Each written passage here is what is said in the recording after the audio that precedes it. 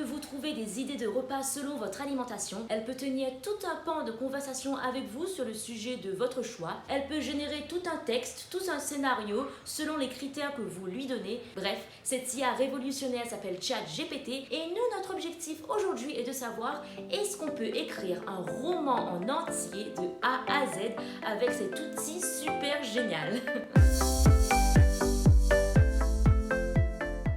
Salut Booktube, j'espère que vous allez bien. Aujourd'hui, je suis trop contente de vous retrouver parce que j'ai fait une expérience il y a quelques jours. J'ai essayé d'écrire un roman, du coup, en entier avec ChatGPT, sans aucune créativité de ma part, je l'avoue. Et je suis trop contente de pouvoir vous partager les résultats. Vous allez vraiment pas être déçus. Alors, pour les besoins de la vidéo, je suis pas partie sur un roman en entier, hein. Il fallait pas que ce soit trop long. Le but était vraiment de savoir est-ce qu'il est capable de, générer un texte avec des personnages, une intrigue, un dénouement. Et vous allez voir ça tout de suite. On est parti du coup sur une nouvelle pour faire plus court. Alors du coup, comme pour l'élaboration d'un roman en temps normal, je vais lui demander étape par étape, parce que là par exemple vous pouvez voir que si je lui demande directement d'écrire un roman pour moi, elle va me dire qu'elle n'en est pas capable. Je suis programmée pour fournir des réponses brèves et précises à des questions spécifiques. Cependant, je peux vous fournir des informations et des conseils pour vous aider dans l'écriture de votre propre roman. Donc voilà, quand il s'agit de générer quelque chose à partir de rien, c'est un petit peu plus compliqué, mais du coup il faudra être un peu plus malin que ça et vous allez voir ce que ça donne.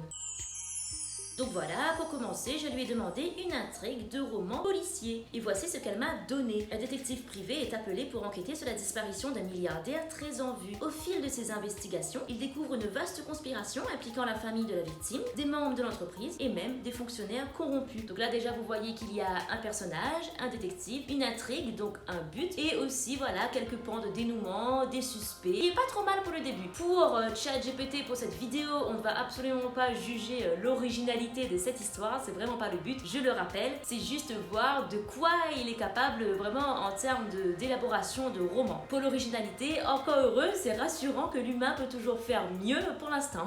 Donc maintenant que j'avais un début d'intrigue, avant de passer à la suite, j'ai voulu approfondir un petit peu plus les personnages. Rappelez-vous, on fait comme si c'était nous-mêmes qui écrivions ce roman. C'est lui par contre qui me donne toutes les idées, mais il faut forcément le guider un petit peu. Donc je lui ai demandé un nom et une intrigue au détective privé. Par intrigue, j'entendais une intrigue personnelle, voilà ce qui va lui arriver dans sa vie privée, histoire d'étoffer un petit peu le roman. Et là, il m'a donné un nom, donc Jack Ryder, quelques traits de caractère. Et là, il m'a donné, un passé un petit peu douloureux à ce détective. Il m'explique que il a perdu sa femme et son enfant dans un accident tragique. Il m'explique aussi que à la fin de cette histoire, il va trouver la paix intérieure et pouvoir affronter les démons qui le hantent depuis tout ce temps grâce à la rencontre qu'il fera avec une journaliste qui va aider du coup à faire la paix sur son passé. Donc c'était vraiment pas mal, on se rapprochait un petit peu plus de ce que je voulais. On a vraiment réussi à creuser un petit peu plus la personnalité de ce détective. Donc encore une fois, je lui ai demandé du coup quel était le prénom de cette journaliste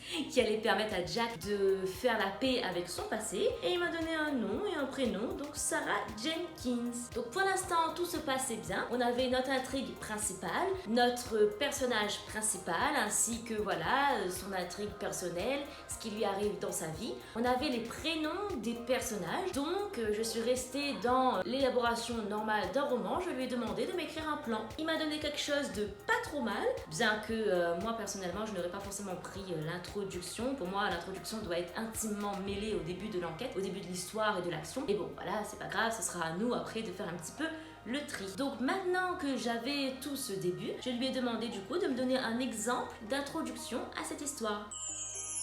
Alors le début était plutôt bien parti. Au début il m'a fait Jack Ryder, un détective privé solitaire et expérimenté, était assis dans son bureau crasseux en train de fumer une cigarette. Mais par contre à la suite il est allé un petit peu trop vite. Il a commencé à me résumer la suite de l'histoire. J'ai bien aimé le début parce qu'on avait vraiment une scène, une description, on était posé, vraiment comme un début d'histoire, détaillé. Mais par la suite il a vraiment commencé à me résumer, à passer beaucoup trop vite. Donc j'ai essayé de le recadrer un petit peu. Déjà j'ai repris ses propres termes, donc le fait que Jack était assis à son bureau en train de fumer, faut bien qu'il comprenne que ça j'avais bien aimé, ce côté description de la scène. Par contre après je lui ai précisé que je voulais que déjà le lecteur apprenne la mort de la femme et de son enfant de façon beaucoup plus subtile.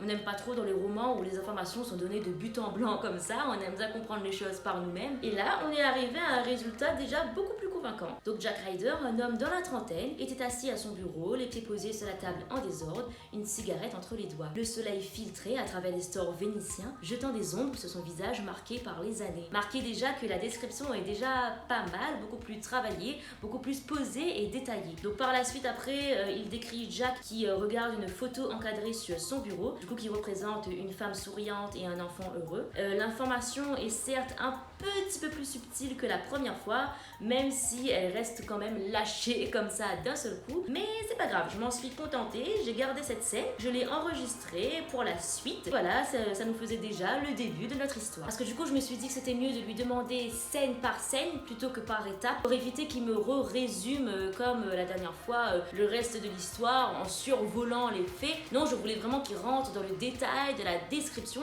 Donc je me suis dit, on va partir scène par scène, quitte à le guider un tout petit peu. Et là, du coup, il m'a décrit cette petite scène, cette petite conversation. Je savais pas qu'il pouvait faire les conversations comme ça, j'étais plutôt contente. Donc voilà, le téléphone de Jack sonna, rompant le silence de son bureau. Là aussi, j'étais surprise parce qu'il a directement rebondi sur la première scène, que Jack était dans son bureau silencieux. Ça, c'était chouette, j'étais contente. Et voilà, après, il m'a donné la conversation. Jack Ryder, j'écoute. Monsieur Ryder, je vous en prie, aidez-moi, mon mari a disparu. Qui êtes-vous? Je suis Elizabeth Carlisle, la femme de Richard Carlisle. C'est un milliardaire, mais personne ne semble se soucier de sa disparition. Je suis désolée de l'entendre, je suis un détective privé, je peux vous aider, racontez-moi ce que vous savez sur la disparition. Alors, ce que je trouve plutôt bien dans ce passage, c'est que c'est plutôt bien rythmé entre les dialogues et la marque de la narration. Donc, Jack se raidit, il y eut une pause de sa voix effrayée. Donc, tout ça, c'est plutôt bien. Après, ce que j'ai un petit peu moins aimé, c'est voilà, ce fait que Jack lui précise qu'il était détective privé. On se doute bien que si Madame Carlisle est venue vers lui, c'est parce qu'elle sait déjà qu'il est détective. Mais bon, c'est pas grave, je m'en suis faite quand même.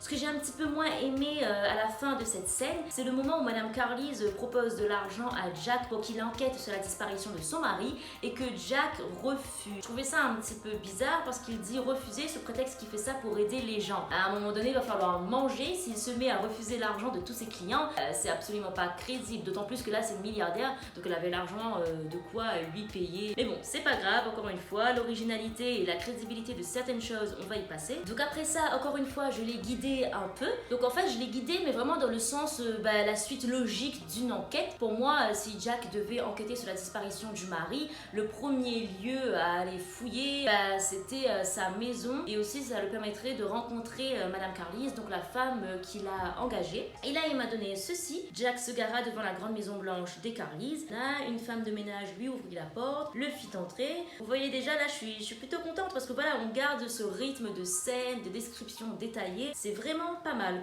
Donc là, voilà, la femme de ménage lui dit de patienter. Jack se met un petit peu à noter les détails importants, à inspecter la pièce. Et en fait, là, on a eu un petit souci. Là, ChatGPT a bloqué. Il m'a mis tout en rouge et il m'a dit voilà, qu'il y avait une erreur. Alors, je savais pas trop si c'était dans la lourdeur de ma question ou si c'était parce que je lui avais demandé beaucoup de requêtes. Il faut savoir que si vous demandez trop de choses d'un seul coup à ChatGPT, au bout d'un moment, il va arrêter de vous répondre. C'est quand même au bout d'un long moment. Il faut vraiment y aller avant qu'il arrête de vous répondre. Et là, pour le coup, j'avais vraiment pas utilisé ChatGPT ce matin-là, hormis pour l'écriture de ce roman. Donc, j'ai commencé à me dire que peut-être c'était parce qu'il a commencé à détecter que j'étais en train de lui demander un long roman, donc c'est pour ça qu'il a refusé de me répondre. Bref, de tous les cas, ça m'a vraiment embêtée parce que du coup, j'ai dû ouvrir un nouveau canal de discussion pour avoir la suite. Mais ce qui est moins bien du coup d'un nouveau canal de discussion, c'est que lui, il se souvient pas de ce qui a été dit avant. Il reprend vraiment comme si c'est une nouvelle conversation. Donc c'était vraiment embêtant, mais c'est pas grave. Comme on peut faire quand même pas mal de questions à rallonge, je lui ai reprécisé l'ensemble de l'histoire avant de lui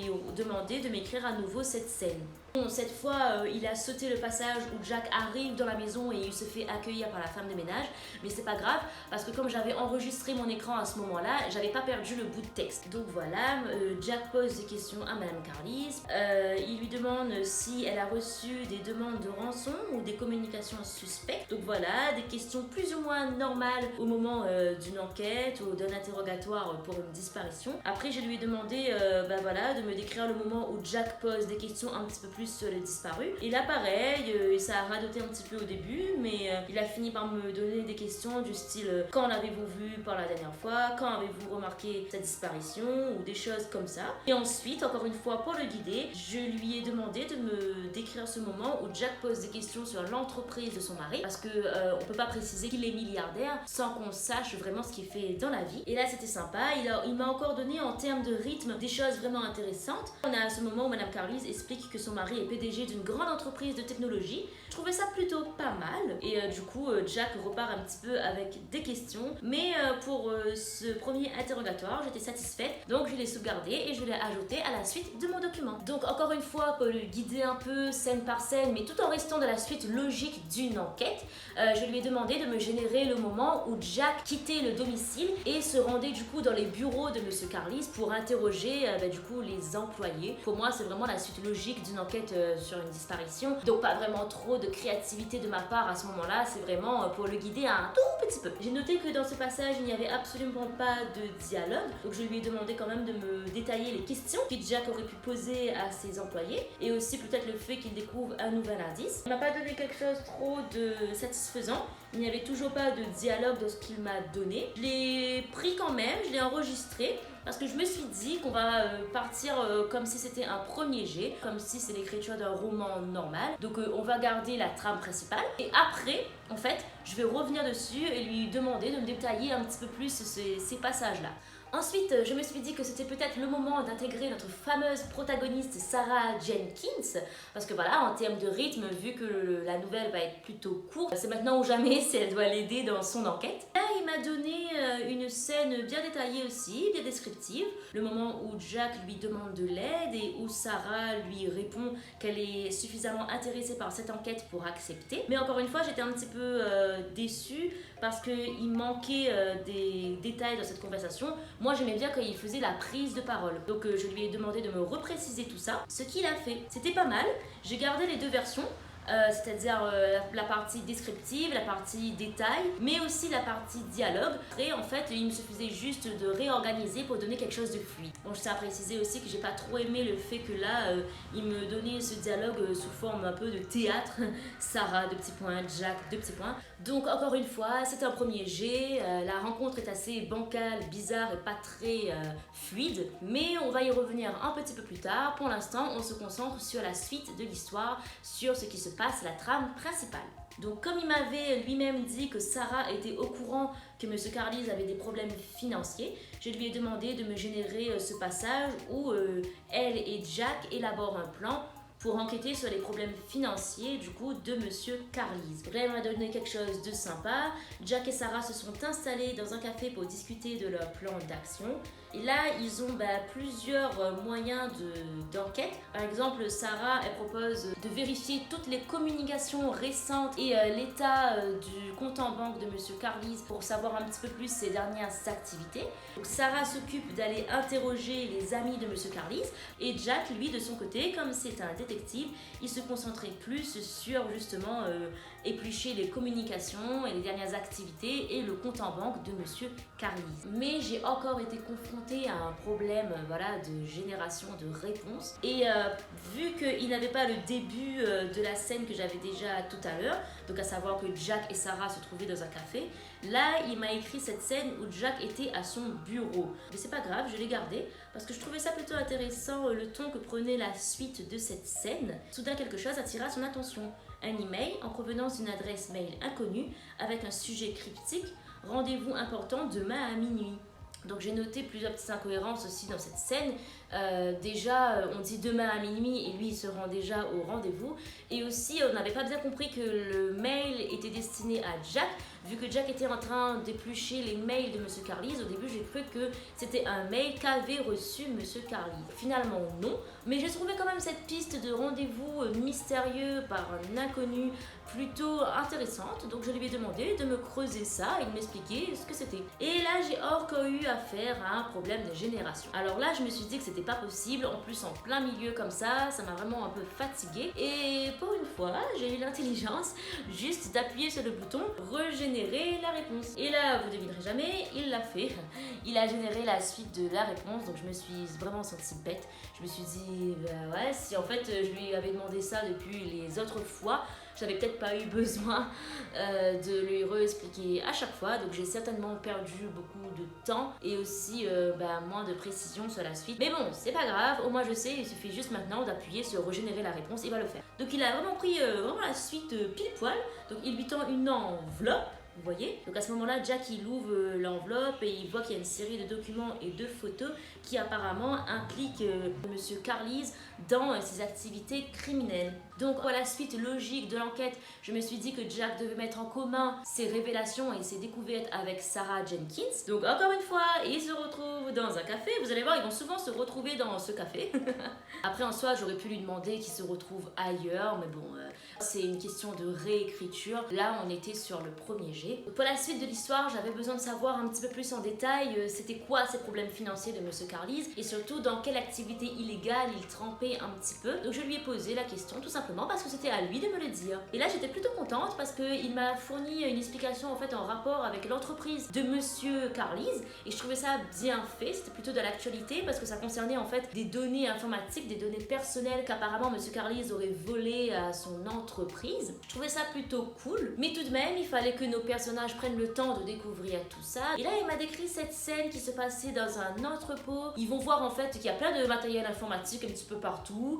Ils se mettent un petit peu à fouiller et là Jack il découvre sur un disque dur justement ces données personnelles dont il me parlait, le fait que Monsieur Carlisle n'était pas censé être en possession de ces données et qu'il comprend vite que ce sont des données personnelles volées à ses clients. Je trouvais ça un petit peu facile de tomber sur cet entrepôt et d'avoir voilà carrément la réponse à leurs questions, mais c'est pas grave, j'ai joué le jeu. Par contre, il fallait qu'il m'explique comment cet entrepôt entrait dans leur enquête. Et là, il m'a fait part de cette conversation entre Sarah et un ami de Monsieur Carlisle qui mentionnait cet entrepôt justement. Et par la suite, je lui ai demandé de m'écrire cette scène où Sarah explique à Jack l'existence de cet entrepôt pour voilà que les choses soient le plus fluides possible. J'ai bien aimé cette scène, pareil, elle était plutôt bien rythmée entre narration et dialogue. Alors oui, pour les temps des verbes, vous allez remarquer que c'est pas les mêmes à chaque fois. Tantôt, il va me donner une scène au passé et tantôt, il va me donner une scène au présent. Mais je me suis dit, encore une fois, c'est une tâche qui vient à la réécriture, au moment de la réécriture. Donc, que c'est lui qui va devoir faire d'ailleurs. Mais je me suis dit, je verrai ça après. Donc, une fois que j'avais tout ça, je lui ai demandé du coup d'accélérer un petit peu plus les choses. Ce moment où on comprend, enfin du moins que Sarah et Jack comprennent que Monsieur Carlisle avait des problèmes avec la justice et qu'il s'est probablement enfui, que c'était peut-être la cause de sa disparition. Et ce moment où ils vont donc du coup en discuter avec sa femme, parce que rappelons-nous, c'est sa femme qui a engagé Jack. Donc voilà, il m'a généré ce petit bout de scène où Jack et Sarah se rendent au domicile de Madame Carlisle et lui expliquent un petit peu la situation. Ensuite, pour faire avancer un petit peu les choses entre Jack et Sarah, parce que rappelons-nous, Sarah, la journaliste, est censée aider Jack à faire la paix avec son passé. Donc apparemment, on avait compris qu'il se passait des petites choses entre eux. Donc je lui ai demandé de me générer cette scène, voilà, un rapprochement entre Sarah et Jack. Donc j'ai dû lui préciser à nouveau que Jack avait perdu sa femme et son enfant dans un accident de voiture pour montrer sa réticence envers les avances de Sarah. Et donc voilà, il m'a donné cette petite scène. Jack, je sais que nous nous sommes concentrés sur cette enquête, mais je me sens vraiment proche de toi, je me sens attirée par toi. J'ai trouvé tout ça plutôt trop rapide et pas assez subtil. Donc je lui ai demandé de me réécrire cette scène, mais où les avances de Sarah étaient plus subtiles, quoi. Mais j'étais quand même contente. On a voilà la réticence de Jack, mais en même temps le fait qu'il soit quand même touché par les avances de Sarah. Donc c'était exactement ce qu'il nous fallait. Je l'ai gardé et je suis directement passée à la suite. Donc à nouveau pour faire avancer un petit peu les choses, je lui ai demandé de me générer cette scène où Jack et Sarah comprennent un petit peu où est-ce que pourrait se cacher Monsieur Carlisle s'il se cache et voilà d'avancer un petit peu dans l'enquête. Et là, il m'a généré cette scène plutôt intéressante où Sarah se souvient de cette conversation qu'elle aurait eue avec un ami de Monsieur Carlisle, où justement il a l'habitude de se retirer dans un chalet quand il a des soucis et que probablement c'était l'endroit de sa cachette. Et sans plus tarder, ils prennent la route en direction du chalet en question. Alors comment ils savent où se trouve ce chalet, je ne sais pas, mais voilà, c'est ChatGPT quoi. La scène était plutôt intéressante. Donc Monsieur Carlisle, il avait limite l'air de les attendre parce qu'il savait un petit peu ce qui l'encourait. Il avait même plutôt l'air soulagé que de mettre fin à tout ça, à toute cette cavale. Et il se laisse emmener tranquillement par la justice. Donc là, on approchait déjà un petit peu de la fin, le dénouement, mais il nous restait quand même encore pas mal de boulot. Finalement, ça entrait bien en accord avec le fait que Monsieur Carlisle volait les informations dans sa propre entreprise, le fait qu'il se cachait, le fait qu'il voulait fuir à la justice et aussi qu'il n'assumait pas ce qu'il avait fait par rapport à sa femme. Ça collait plus ou moins, donc pourquoi pas Monsieur Carlisle se cachait pendant tout ce temps dans un chalet. Donc à la fin de cette scène, à la fin de la découverte du coup de l'intrigue, il me fallait aussi une scène de fin, une façon de clore un petit peu l'histoire. Et là, ils sont encore en train de boire un café, hein. Franchement, que serait la vie sans café? J'étais assez surprise parce que finalement, je lui ai demandé que Jack donne une chance à Sarah, mais à l'issue de cette scène, il la friendzone, mais vraiment carrément quoi. Il lui dit que ça va aller, pour l'instant il n'est toujours pas prêt, et la scène se termine comme ça. Je me suis dit bon, c'est ChatGPT qui choisit de toute façon. Désolée pour ceux qui voulaient que Jack et Sarah finissent ensemble, mais voilà, ça sera peut-être pour un peu plus tard. Au moins ça reste quand même un petit peu crédible, contrairement à d'autres histoires des fois où à peine rencontrés on finit ensemble. Là, on nous laisse entendre qu'il faut un petit peu plus de temps à Jack pour accepter le deuil de sa femme et aussi pour à nouveau aimer quelqu'un. Donc maintenant j'avais un petit peu le global, j'avais comme une espèce de premier jet, mais il nous restait encore pas mal de boulot. Déjà, j'ai remarqué qu'il y avait plusieurs scènes qui n'étaient pas raccordées entre elles, non seulement à cause des différents canaux de discussion que j'ai dû avoir, et aussi par rapport au fait que c'était pas très crédible entre certaines scènes et d'autres. Donc je me suis dit, on va revoir tout ça en détail. Déjà pour commencer, la conversation, l'interrogatoire avec les employés. Là, je suis parvenue à avoir quelque chose d'un petit peu mieux. En fait, il y a une conversation avec un certain David qui lui explique qu'en ce moment, voilà, lui et Monsieur Carlisle bossaient sur un projet qui comprenait du coup des informations confidentielles sur le client. Je trouvais ça vraiment bien du coup parce que c'était vraiment en accord avec ce qui avait déjà été dit avant, que voilà, Monsieur Carlisle volait les informations de ses clients. Un autre passage que je trouvais pas très fluide aussi, c'était la rencontre avec Sarah, ce moment où Jack quitte les bureaux de l'entreprise et tombe sur Sarah. Donc je lui ai redemandé de me décrire un petit peu tout ça. Déjà, je me disais que ça pouvait donner quelque chose de pas trop mal quoi. Après ça, je me suis rendu compte quand même qu'il me manquait un gros bout. Bah oui, c'est qui cet inconnu mystérieux qui rencontre Jack et qui lui donne cette enveloppe avec les informations, les photos, les documents? C'était qui au final?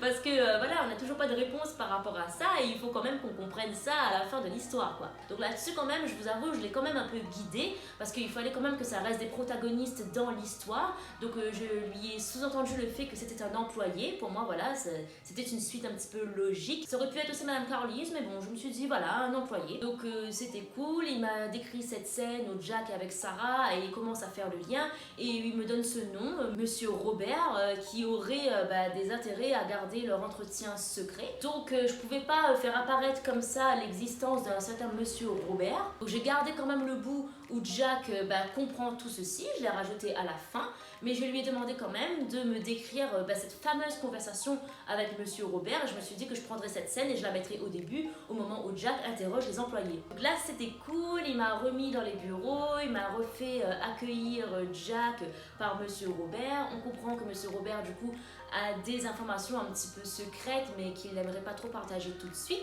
Donc c'était un bon moyen d'introduire du coup cette information et ça rendait pas trop bizarre ce rendez-vous qu'avait Jack par la suite. Et en même temps, ça expliquait comment lui, il aurait pu comprendre que c'était Monsieur Robert qui lui avait donné ces informations après. Après ça, je me suis dit que j'avais quand même quelque chose de pas mal. Le début, le dénouement, les interrogatoires, la fin. Donc là, il fallait un petit peu plus s'attaquer à la forme parce que voilà, j'avais tout en bloc dans mon document Word, enfin dans mon document page.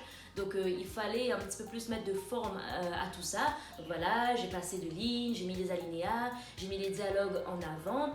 Et c'est là que je me suis rendu compte aussi que du coup il fallait refaire les verbes parce que tantôt on est au présent, tantôt on est au passé, ce n'est absolument pas fluide, c'est complètement n'importe quoi. Donc toujours dans le but de savoir de quoi ChatGPT était capable, je lui ai demandé s'il pouvait me conjuguer tout un texte écrit au présent au passé, en lui précisant que voilà, je voulais les verbes de description en imparfait, les verbes rapides, au passé simple, tu connais. Il m'a dit oui. Je lui ai demandé s'il avait un certain nombre de mots définis, limités dans sa barre de recherche. Il m'a dit non. Je me suis dit, ah ouais, ça, c'est ce qu'on va voir. Je lui ai copié le texte en entier, je le lui ai collé, je lui ai demandé de me le conjuguer tout ça au passé, et évidemment, ça a fail.